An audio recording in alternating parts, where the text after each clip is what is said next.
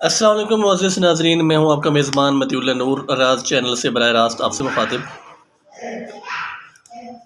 اور میں نے کچھ چیزیں نوٹ کی ہیں لوگوں میں۔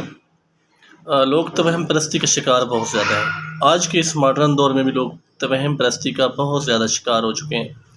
مجھے ایک دوست ملے صبح، وہ کہتے ہیں کہ میری بائیں آنکھ پھڑک رہی ہے تو مجھے ایسے لگتا ہے جیسے مجھ پہ کوئی مصیبت آنے والی ہے۔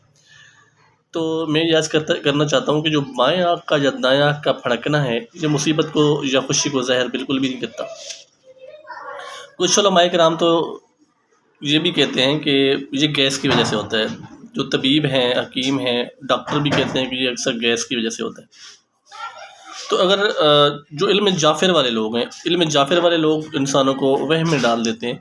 علم جعفر والے کہتے ہیں کہ اگر آپ کی بائیں آنکھ پھڑک رہی ہے تو اس کا مطلب یہ ہے کہ بھئی آپ پہ رنج و غم مصیبت آنے والی ہے، اور اگر آپ کی دائیں آنکھ پھڑک رہی ہے تو اس سے یہ ہے کہ آپ کی شادی ہو جائے گی یا آپ کو کوئی خوشی ملنے والی ہے۔ ایسا کچھ نہیں ہے۔ یہ جو مصیبتیں ہیں، یہ خوشیاں ہیں، اللہ تعالیٰ کی طرف سے ہوتا ہے۔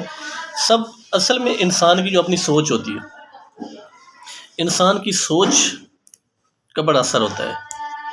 ایمان، جو ہمارا ایمان ہے، ہم ایمان جو رکھتے ہیں اللہ تعالیٰ پہ یا اللہ تعالیٰ کے پیغمبروں پہ یا کسی بھی چیز پہ ہم ایک ایمان یقین محکم رکھتے ہیں تو اس کا اثر ہوتا ہے۔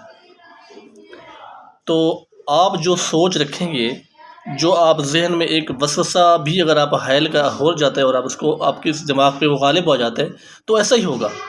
اگر آپ سوچتے ہیں کہ میرے ساتھ غم رنج آنے والا ہے تو وہ ہوگا۔ اگر آپ کی بائیں آنکھ جتنی بھی پھڑک کے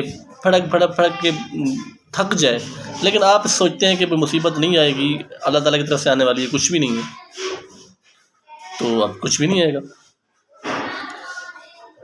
ایک عورت آئی تھی حضرت عائشہ صدیقہ کے پاس کہ میری بائیں آنکھ پھڑک رہی ہے، تو حضرت عائشہ صدیقہ نے ان کو دم کر دیا تھا۔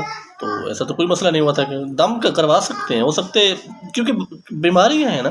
اگر آپ کی بلا وجہ کوئی بھی ایکٹیویٹی آپ کے جسم میں ہوتی تو وہ بیماری ہوتی، تو بیماری کا تو دم بھی ہے، علاج بھی ہے۔ یہ ایک بیماری ہو سکتی ہے، یہ کوئی نشانی مصیبت کی نہیں ہے۔ تو اس چیزوں کو آپ ذہن میں سوار مت کیا کریں۔ بہت شکریہ۔